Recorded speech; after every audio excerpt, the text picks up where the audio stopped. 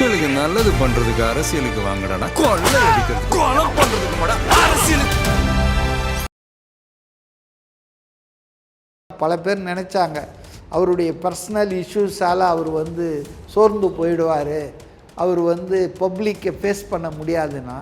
ஆனால் நேற்று நடந்த கூட்டத்தில் வழக்கத்துக்கு மாறாக உற்சாகத்தோடும் எழுச்சியோடும் ரொம்ப ஷார்ப்பாக அட்டாக் பண்ணார் பொலிட்டிக்கலாக.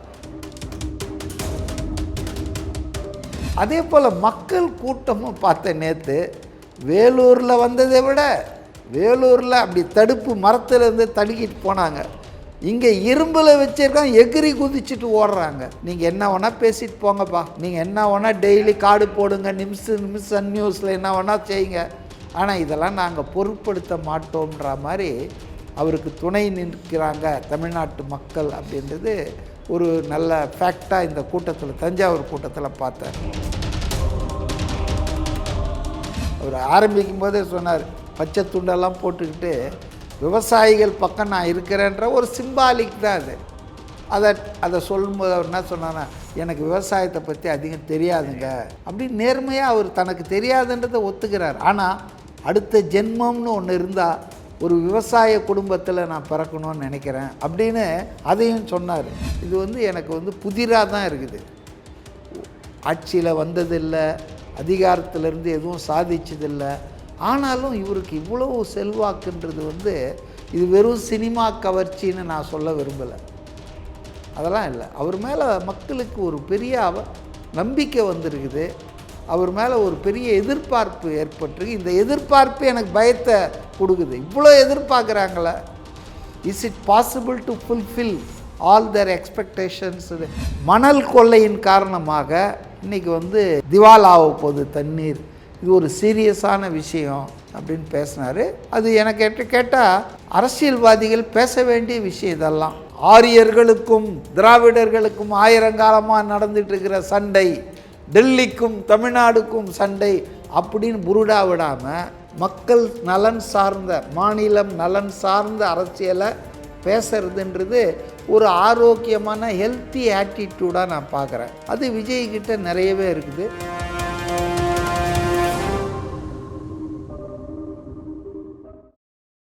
சார் வணக்கம். சார் வணக்கம். நேற்று விஜய் அவர்களோட அந்த தஞ்சாவூர் மீட்டு, ஸோ அதில் நம்ம எல்லாருமே என்னடா டைவர்ஸ் அந்த விஷயத்துக்கு அப்புறம் வெளில வருது, ஏதோ அதை பற்றி பேசுவார்னா அதை பற்றி ஆஸ் யூஷுவல் பேசலை. பட் பயங்கரமாக அவரோட அந்த அரசியல் சார்ந்து, விவசாயிகள் சார்ந்து நிறைய விஷயங்கள் பேசியிருந்தார். ரொம்ப ஹைலைட்டாக பார்க்கக்கூடியது அது தண்ணீர் திவால் அந்த விஷயத்தை பற்றி சொல்லியிருந்தார். நீங்கள் இதை பற்றி கேள்விப்பட்டிருக்கீங்களா? அது எந்த அளவுக்கு ஆபத்தான ஒரு விஷயம் சார் விஜய் மென்ஷன் பண்ணது? Really it is a big ப்ராப்ளம்ங்க. அதுவும் குறிப்பாக நம்ம தமிழ்நாடு, ஹோல் இந்தியாவுக்கே தான் அவர் சொன்ன அந்த ஐநா சபையினுடைய அந்த ஆய்வு அறிக்கை என்பது இந்தியாவுக்கே பொதுவான அறிக்கை தான். ஆனால் தமிழ்நாட்டுக்கு இந்த தென்கிழக்கு ஆசியாலேயே தமிழ்நாடு ரொம்பவும் பாதிக்கப்பட்டிருக்கிறது அப்படின்றது தான் அதில் சொல்கிற ஒரு விஷயம். இப்போ நீரின்று அமையாது உலகுன்னு வள்ளுவரே சொல்லியிருக்காரு. தண்ணீர் எவ்வளோ முக்கியன்றது நம்ம யாரும் சொல்லி தெரிஞ்சிக்க வேண்டிய அவசியம் இல்லை. ஆனால் இன்றைக்கி அந்த தண்ணீர் ஒரு அரிய பொருளாக குறைந்து கொண்டே போகின்ற பொருளாக மாறுதுன்னா அதுக்கு என்னென்னா அந்த கிரவுண்ட் லெவல், கிரவுண்டு வாட்டர் லெவல்றாங்கள, அந்த நிலத்தடி நீர் மட்டம், அது சில இடங்கள்லாம் கேரளாலாம் போனீங்கன்னா எனக்கு அனுபவம் இருக்கிறது, ஒரு 5 அடி தோண்டினாலே தண்ணி வந்துடும். ஆனால் தமிழ்நாட்டில் பல பகுதியில் 35 அடி 40 அடி தோண்டினா கூட தண்ணி வர்றதில்லை. ஸோ இதுதான் டிஃப்ரென்ஸ். நிலத்தடி நீர் மட்டம். அதுக்கு காரணம் என்னென்னா கனிம வள கொள்ளை, மணல் கொள்ளை, இயற்கை வளங்களை சூறையாடுதல், மலைகளை தவிடுபடி ஆக்கிறது, இல்லாமல் செய்து, ஆக இப்படிப்பட்ட கொள்ளைகள் நடக்கிற இடங்களில் வேகமாக இந்த தண்ணீர் மட்டம், நீர் மட்டம் குறைஞ்சிக்கிட்டே, வாட்டர் டேபிள்னுவாங்க, குறைஞ்சிக்கிட்டே போவோம். ஸோ அதை தான் அந்த ஐநா சபை அறிக்கை அதை ஒரு பத்திரிகையில் போட்டிருந்தாங்க. அதை ரெஃபர் பண்ணி சொன்னார், இது மாதிரி தண்ணீர் திவால் ஆக போகுது. இப்போ ஒரு ஆள் திவால்னால் நிதியில் தானே திவால் ஆவான், மஞ்சள் நோட்டீஸ் கொடுப்பாங்கன்னு சொல்லுவாங்க இல்லையா, அதான் கையை தூக்கிடுறது, எனக்கு எதுவுமே கொடுக்கறதுக்கு இல்லை, கடன் வாங்கிட்டேன் ஆனால் என்கிட்ட இப்போ வசதியே இல்லை, வாய்ப்பே இல்லை அப்படின்னா அவங்க இன்சால்வெண்ட்டுன்னுவாங்க. திவால் ஆயிடுது. அதுபோல் தண்ணீர் வந்து கையை தூக்க போகுது, தண்ணீரே இல்லாமல் போகுதுன்னா இது எவ்வளோ பெரிய சீரியஸான ப்ராப்ளம். இதில் அரசாங்கம் என்பது சட்டம் ஒழுங்கில் கவனம் செலுத்தணும். அதே போல் இந்த இயற்கை வளங்கள் சூறையாடாமல் தடுக்கணும். ஆனால் தமிழ்நாட்டில் என்ன நடக்குது? அது அவரே சொன்னார், மணல் கொள்ளை கணக்கில்லாமல் நடக்குது. அநேகமாக தீர்ப்பு 2-3 நாளில் வரப்போகுதுன்னு நினைக்கிறேன். பொன்முடியுது அந்த செம்மண், அது எவ்வளோ பெரிய தவறுன்னா, தவறுன்னு குறைவாக சொல்கிறேன் நான், மைல்டாக பெரிய குற்றம், மோசடி. இவர் வந்து கனிம வளத்துறைக்கு அமைச்சராக இருப்பாராம், இவர் மகனுக்கு வந்து கனிம வளத்துறையினுடைய அந்த சம்பந்தமான ஒரு கான்ட்ராக்டை கொடுப்பாராம். அதுவே தப்பு. முதல்ல அமைச்சராக இருக்கிறவர் ஒரு மாரல் மட்டும் இல்லை, அதாவது ஒரு மொராலிட்டி இல்லை, மரபு மட்டும் இல்லை, இல்லீகல், அது சட்டத்துக்கு விரோதமானது. உங்கள் குடும்பத்தை சார்ந்தவங்களுக்கே நீங்கள் அவார்ட் பண்ணுறது கான்ட்ராக்டை பண்ணிவிட்டு, அது ஒரு முதல் குற்றம். அடுத்தது என்னென்னா, அந்த கான்ட்ராக்டில் அனுமதிக்கப்பட்ட அளவைக்கு பல மடங்கு அதிகமாக எடுத்துருது. இப்போ 5 ரூபா கொடுத்துட்டு பாலுக்கு 1 லிட்டரு 5 ரூபான்னு வச்சுங்களேன், 5 ரூபா கொடுத்துட்டு 15 லிட்டரை எடுத்துகிட்டு போனால் அது திருட்டு தானே இது, கொள்ளை தானே இது. அப்போ அந்த மாதிரி முதல்ல இவங்க அனுமதி பெற்றதே, அந்த டெண்டர் போட்டதே தப்பு. அந்த போட்ட தவறான டெண்டரை பயன்படுத்தி முறைகேடாக செம்மண்ணை வள்ளிட்டாங்க. இதுதான் வழக்கு. இப்போ நிச்சயமாக நீதிமன்றத்தில் அப்பா பிள்ளை 2 பேருக்குமே தண்டனை கிடைக்கும்னு நான் நினைக்கிறேன். இது ஒரு எடுத்துக்காட்டு. இப்போ துரைமுருகன் கையில் இருந்த அந்த கனிம வளத்துறை திடீர்னு அவர்கிட்டேருந்து ரகுபதி அமைச்சருக்கு மாற்றப்பட்டது. ஏன் மாற்றப்பட்டது? ஹெவி கம்ப்ளைண்ட், குற்றச்சாட்டு அதிகமாக. மணல் மாஃபியா வந்து அப்படியே ஆற்று மணல்களை இந்த காஞ்சிபுரத்தில், வாலாஜாபாத்லேருந்து காஞ்சிபுரத்துக்கு அந்த போகிற வழியில் மணல் அள்ளுவாங்க பாருங்கள், வண்டிங்க வந்துனே இருக்கும், நூற்றுக்கணக்கான வண்டிகள். உன் தாயை வந்து நீ வந்து வெட்டி எடுக்கிற மாதிரி தாங்க மணல் எடுக்கிறது, ஆற்று மணல். நம்ம செந்தில் பாலாஜி சொன்னார, போன தேர்தல் முடிவுகள் வரும்போது 10 மணிக்கு கவர்மெண்ட் ஃபார்ம் ஆச்சுன்னா, முதலமைச்சராக எடுத்தோம்னா, நம்ம ஆட்சி வந்தோன்னா 10:05 வண்டி ஓட்டலாம் எல்லோரும். ஆக இந்த ஆட்சி துவங்கியதே மணல் கொள்ளை மாஃபியா இவங்களுடைய அந்த இதிலேருந்து தான், ஆசியோ தான் தொடங்கியிருக்கு. கனிம வள கொள்ளை சொல்ல முடியாது. 2வது இந்த இயற்கை வளங்கள் சூறையாடுதலை கட்சி பாகுபாடு இல்லாமல் ஒரு அதிமுககாரர் முஸ்லீம் ஒருத்தர், அந்த இவருடைய மாவட்டம் ரகுபதி மாவட்டம், அது என்ன மாவட்டம், புதுக்கோட்டை, அங்கே கொல்லப்பட்டார். இதுபோல் பல பேர் பொது நலனுக்காக போராடினவங்க. ஏன் ஒரு தாசில்தாரையே வண்டி ஏறி கொலை பண்ணியிருக்காங்க மணல் மாஃபியாக்கள். அதில் அவ்வளோ லாபம். கனிம வள கொள்ளையை பற்றி சொல்லவே வேணாம். கனிம வள கொள்ளைன்றது வந்து கிரானைட்டு. சகாயம் அவர்கள் ஐஏஎஸ், அவர் வந்து மதுரை கலெக்டராக இருக்கும்போது அதிர்ச்சி அடைந்திருக்கார். என்னடா இது, அனுமதிக்கப்பட்டது இது இல்லாத அனுமதிக்கப்படாத சுரங்கங்கள் வெட்டி எடுக்கிறாங்க, அளவும் வெட்டுறாங்க, சுரங்கங்களும் கண்ணா பின்னான்னு போயிட்டுருக்கு. இதுக்கு எல்லா அதிகாரிகளும் ஆட்சியாளர்களும் உடந்தையாக இருந்திருக்காங்கன்றதை கண்டுபிடிச்சி ஒரு பெரிய அதை வந்து இஷ்யூவாக்கி அறிக்கைலாம் கொடுத்தாரு. அவரை வேறு துறைக்கே மாற்றிட்டாங்க. இந்த மாதிரி நல்லது பண்ணுற அதிகாரிகளை ஆட்சியாளர்கள் வைக்க மாட்டாங்க. அவரை வெளியேற்றினாங்க, எல்லாம் பண்ணாங்க. அந்த ஆளை அரெஸ்ட் பண்ணாங்க. ஒரு பேர் கூட ஏதோ 3 எழுத்து இனிஷியல் சொல்லுவாங்க. மதுரையில் பிரபல கிரானைட் கொள்ளையில் ஈடுபட்டவரை. ஆனால் இப்போ 1 வருஷத்துக்கு முன்னால் நினைக்கிறேன், மதுரையில் திமுக பொதுக்குழு நடத்துனது, அதனுடைய மொத்த ஸ்பான்சராக அவரு தான் பத்திரிகைலாம் செய்தி படித்தேன் நான். இப்போ எப்படிங்க வந்து அவங்களுக்கெல்லாம் பயம் வரும்? அரெஸ்ட் ஆனார், உள்ளே போனார், வெளியே வந்துட்டார்.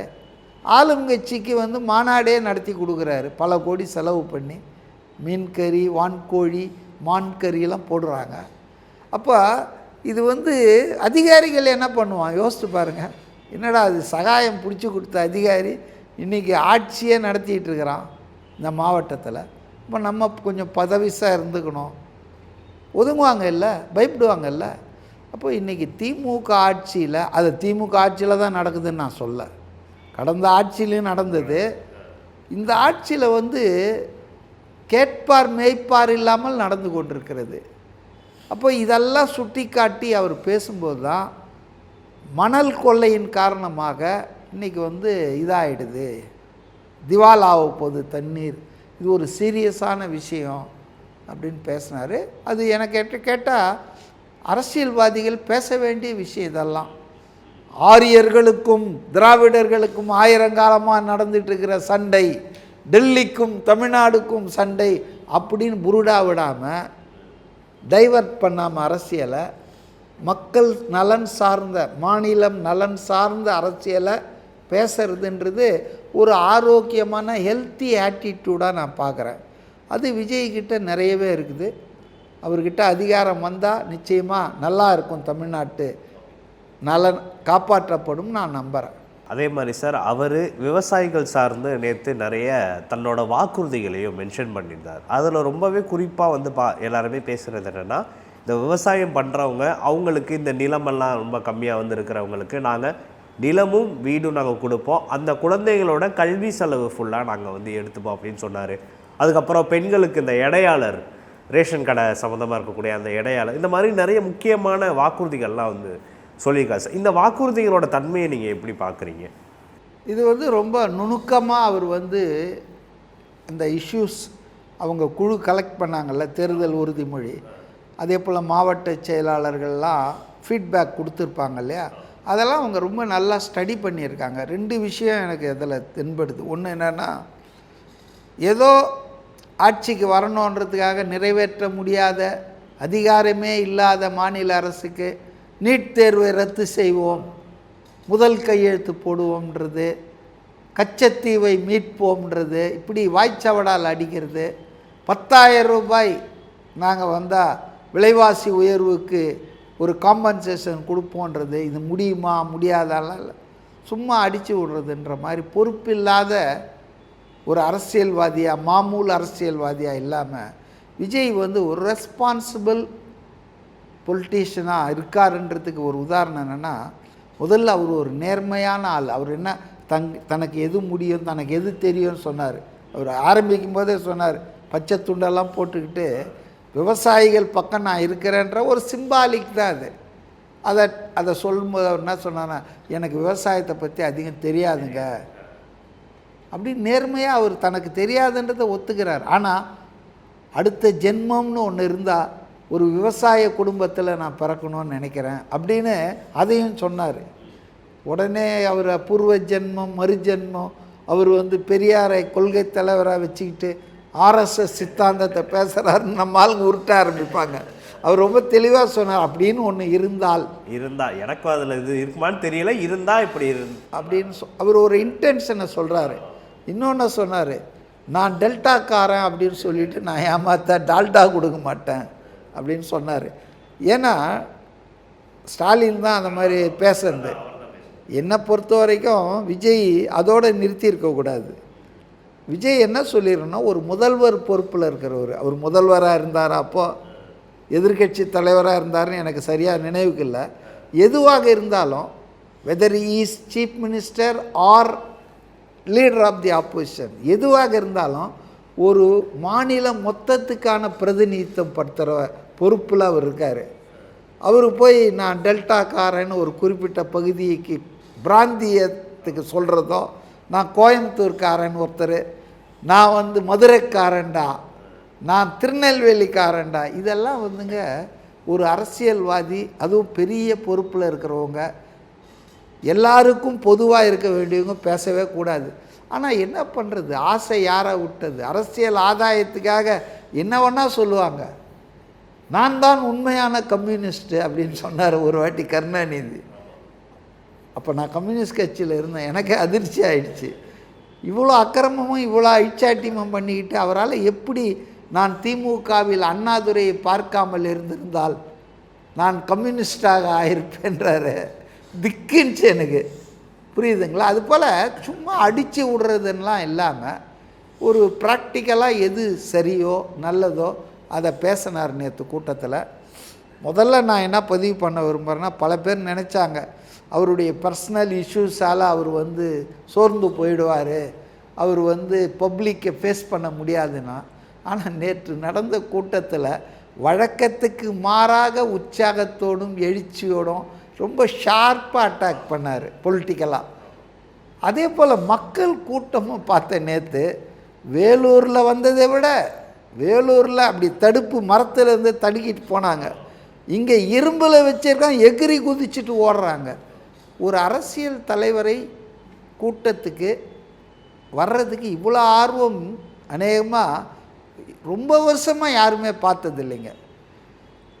பல பேர்லாம் பஸ்ஸை வச்சு துட்டை கொடுத்து இத்தியாதியெல்லாம் சப்ளை பண்ணியும் கூட்ட வேண்டிய நிலையில் இவருக்கு மக்கள், ஆண்கள், பெண்கள், வாலிபர்கள், இளைஞர்கள் எல்லாம் வந்து இந்த அளவுக்கு வர்றதுன்றது despite all these propaganda, miss propaganda, wrong propaganda, false propaganda, இவ்வளோ மக்கள் இவ்வளோ ஆர்வமாக இருக்காங்க. வழியேற நான் பார்த்தேன், நான் லைவ் டிவியில் ஜனங்க இந்த அளவுக்கு இவர்கிட்ட என்ன இருக்குது இப்படி நம்புகிறாங்க, இவர் வரணும்னு எதிர்பார்க்குறாங்கன்னு போது ரியலி இது வந்து எனக்கு வந்து புதிராக தான் இருக்குது. ஆட்சியில் வந்ததில்லை, அதிகாரத்திலேருந்து எதுவும் சாதிச்சதில்லை, ஆனாலும் இவருக்கு இவ்வளவு செல்வாக்குன்றது வந்து இது வெறும் சினிமா கவர்ச்சின்னு நான் சொல்ல விரும்பலை. அதெல்லாம் இல்லை. அவர் மேலே மக்களுக்கு ஒரு பெரிய நம்பிக்கை வந்திருக்குது, அவர் மேலே ஒரு பெரிய எதிர்பார்ப்பு ஏற்பட்டிருக்கு. இந்த எதிர்பார்ப்பு எனக்கு பயத்தை கொடுக்குது. இவ்வளோ எதிர்பார்க்குறாங்களே, is it possible to fulfil all their expectations? அவர் சிஎம்மாக வந்தான்றது எனக்கு ரொம்ப கவலையாக இருக்குது. ஏன்னா ரொம்ப ஓவராக எதிர்பார்ப்பு வந்து நீங்கள் கொஞ்சம் கீழே இறங்குனீங்கன்னா கூட உடனே உங்கள் மேலே வெறுப்பு வந்துடும். அதனால் இது வந்து விஜய் நேற்று வந்து உற்சாகத்தோடு பேசினார். அதே போல் மக்களும் பெருந்திரளாக வந்தாங்க, எழுச்சியோடு இருந்தாங்க. இது ரெண்டுமே நீங்கள் என்ன வேணால் பேசிட்டு போங்கப்பா, நீங்கள் என்ன வேணால் டெய்லி கார்டு போடுங்க, நிமிஷம் நியூஸில் என்ன வேணால் செய்யுங்க, ஆனால் இதெல்லாம் நாங்கள் பொருட்படுத்த மாட்டோம்ன்ற மாதிரி அவருக்கு துணை நிற்கிறாங்க தமிழ்நாட்டு மக்கள் அப்படின்றது ஒரு நல்ல ஃபேக்டாக இந்த கூட்டத்தில், தஞ்சாவூர் கூட்டத்தில் பார்த்தேன். அடுத்தது அவர் கொடுக்குற அந்த மாதிரி பண்ண போகிறேன் அப்படின்னு சொல்கிற விஷயங்களை கூட எவ்வளோ பக்குவமாக, எவ்வளோ கேர்ஃபுல்லாக வேட் பண்ணுறாருன்னா, வார்த்தைகளை கையாளுறாருன்னா, நாளைக்கு எதுவும் ஏமாற்றிட்டோன்னு சொல்லிடக்கூடாதுன்ற ஒரு பொறுப்புணர்வோடு, கடமை உணர்வோடு பேசுகிறாரு. இதிலேருந்து எனக்கு என்ன தெரியுதுன்னா, ரொம்ப கான்ஃபிடெண்ட்டாக இருக்கார் அவர். நம்ம தான் ஆட்சிக்கு பண்ண போகிறோம், நம்ம தான் அடுத்து ஆட்சி நடத்த போகிறோம், நம்ம கட்சி தான் அரசாங்கம் அமைக்க போகுதுன்னு கான்ஃபிடெண்ட்டாக இருக்கிறதால தான் மெஷர்டாக பேசுகிறாரு. சும்மா அப்படி அடித்து விடுறது இல்லை. அவர் என்ன பேசுகிறாருன்னா, உதாரணத்துக்கு 5 ஏக்கர் குறைவாக இருக்கிறவங்களுக்கு பயிர்க்கடன் வாங்கியிருந்தால் கூட்டுறவு வங்கியில் அதை தள்ளுபடி செய்யறதுக்கான சாத்தியக்கூறுகளை ஆய்வு செய்வேன். தள்ளுபடி பண்ணிவிடுவேன்னு சொல்ல மொட்டையா, சாத்தியக்கூறு, ப்ரோஸ் அண்ட் கான்ஸ், அது பாசிபிளா, அதனுடைய என்ன சாத்தியக்கூறுகள்னு ஆய்வு பண்ணுவேன், பாசிட்டிவாக நான் முடிவு பண்ணுவேன்றார். இதை தான் ஒரு ஆள் சொல்லணும். ஏன்னா given the economic situation of Tamil Nadu ஸ்டேட்டை சும்மா அடித்து 10,000 கொடுப்பேன், 2,000 ஆக்குவேன், 12,000 ஆக்குவேன்னு ஏலம் போடக்கூடாது. You should be responsible. அப்போ அதை வந்து விஜய் வந்து சொன்னது எனக்கு ரொம்ப கவர்ந்தது. பரவாயில்லையே, ரொம்ப பொறுப்பாக பேசுகிறார. ஒருத்தன் செய்யணும்னு நினைக்கும்போது தான் பார்த்து செய்வான். நான் உனக்கு 20,000 ரூபாய் கொடுக்குறேன்ட்டு அந்த டேட் வந்தோடனே, இல்லைப்பா இப்போ வசதி இல்லைப்பா, அப்போ சொன்னேன், இப்போ இல்லைன்னு சொல்கிறத விட 20,000 ரூபாய் கொடுக்கணுன்றதுக்காக கஷ்டப்பட்டு அந்த 20,000 கொடுக்குறவன் தான் யோகியன், நல்ல ஆள், நல்ல மனிதன், மனசாட்சிப்படி நடக்கிறவன் சொல்லுவாங்க. அதே போல் இன்னொன்று சொன்னார் பாருங்கள், 2 ஏக்கருக்கு கம்மியாக இருக்கிறவங்க விவசாய குடும்பத்தில், ஆனால் மாநில அரசிலோ மத்திய அரசிலோ அந்த வீட்டில் யாரும் பணி செய்யாமல் இருக்கணும்னு ஒரு கண்டிஷனை போடுறாரு. ஜெயித்த பிறகு கண்டிஷன் போடுறதுக்கு இவர் மு.க. ஸ்டாலின் இல்லை, முன்னாலே சொல்லிடுறாரு. சப்ஜெக்ட் டு 2 ஏக்கர் கம்மியாக இருக்கிற விவசாயியின் குடும்பத்தில் subject to no central government employee, no state government employee, அந்த மாதிரி இருக்கும் பட்சத்தில் அந்த பிள்ளைகளுடைய கல்வி செலவை அது மெடிக்கலாக இருந்தாலும் இன்ஜினியரிங்காக இருந்தாலும் உயர்கல்விக்கு அதை நான் வந்து ஏற்றுக்கிறதுக்கு இந்த அரசாங்கம் முயற்சி பண்ணும் அப்படின்றதெல்லாம் ரொம்ப மெஷர்டாக சொல்கிறாருங்க. எனக்கு அதுதான் அவர்கிட்ட பிடிக்குது. தேர்தல் தானேங்க, என்னங்க அதோட அடுத்த 5 வருஷம் கழிச்சு பார்த்துக்கலான்னு திமுக அதிமுக மாதிரி சொல்லாமல், சீமான் மாதிரி அடித்து விடாமல், நமக்கு பொறுப்பு இருக்குது, வாக்கு கொடுத்தா அந்த வாக்கு காப்பாற்றணுன்ற பொறுப்போடு பேசுகிறாரு பாருங்க. இப்போ மோடி 2014 என்ன சொன்னார், என்ன வாக்கு கொடுத்தாரு எல்லாருக்கும்? மேஜராக ஜெயிச்சதுக்கு அது ஒரு காரணம். நான் பிரதமரானால், எங்கள் கட்சி கூட்டணி ஆட்சிக்கு வந்தால், சுவிஸ் பேங்க்கில் இந்தியாவில் இருக்கிற பதுக்கப்பட்ட கருப்பு பணத்தெல்லாம் வெளியே கொண்டு வந்து ஒவ்வொருத்தருடைய வங்கி கணக்கிலையும் 15 லட்சம் ரூபாய் போடுவேன்னு சொன்னாரா இல்லையா? சொன்னார். இன்றைக்கி எத்தனை வருஷம் ஆச்சு அவர் ஆட்சிக்கு வந்து? அதுக்கான நடவடிக்கை எடுத்தாரா? சுவிஸ் பேங்க்கு கருப்பு பணம் யாரெல்லாம் வச்சுருக்காங்கன்னு கணக்கை கொடுத்துட்டான். ஆனால் அதை வெளியிடவே இல்லை இன்னும் வரைக்கும். ஏன்னா எல்லாமே இவருடைய நண்பர்கள், இவருக்கு உதவி பண்ணிகிட்ருக்கவங்க, இவங்களுக்கு ஃபண்டு கொடுக்குறவங்க பிஜேபிக்கு. ஒருத்தர் யாரோ கேட்குறாங்க பல வருஷம் கழிச்சு, அமித்ஷா கூலாக சொல்கிறாரு, அரசியலில் இதெல்லாம் சகஜங்க, தேர்தலில் இதெல்லாம் ஒரு ஜும்லா, இதெல்லாம் சீரியஸாக எடுத்துக்கிட்டீங்களா நீங்கன்றாரு.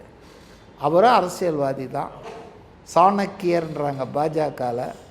ஏமாற்று பேர் வழிகள், மக்களை ஏமாத்துறது தேர்தல் வாக்குறுதின்னு சொல்லி. அதுபோல் நிறைய சொல்ல முடியும் என்னால். அந்த வரிசையில் அந்த வகையில் இவர் அப்படி இல்லாமல் சாத்தியக்கூறுவை நான் பார்ப்பேன். இந்த மாதிரி ஸ்டேட் கவர்மெண்ட் சென்ட்ரல் கவர்மெண்ட்டில் வேலை இல்லாமல் இருக்கிற அந்த ஏழை குடும்பங்களுக்கு நான் பண்ணுவேன் அப்படின்னு சொல்கிறதுன்றது எனக்கு வந்து நிறைவேற்றுவதற்கான உறுதியோடு அவர் இருக்கிறார்ன்றது புரிஞ்சுக்கிறேன். அதனால் நேற்றைய கூட்டம் வந்து உண்மையிலே சிறப்பாக இருந்தது. இந்த சூழலில், இந்த பின்னணியில், அதுக்கு ஒரு 3-4 நாளாக பர்சனல் அஃபேர்ஸை எடுத்து வாஷ் பண்ணிகிட்டு இருந்தாங்களே, டர்ட்டி இல்லைன்னு, அது பின்னணியில் இந்த கூட்டம் மிகப்பெரிய சக்ஸஸ் ஆகவும் ஒரு வெற்றிகரமான ஒரு மாநாடு அல்லது மக்கள் சந்திப்பாகவும் இருந்தது தான் நான் பார்க்குறேன். மக்களுக்கு நல்லது பண்றதுக்கு அரசியலுக்கு வாங்கடா, கொள்ளை அடிக்கிறது, கொலை பண்றதுக்கு அரசியலுக்கு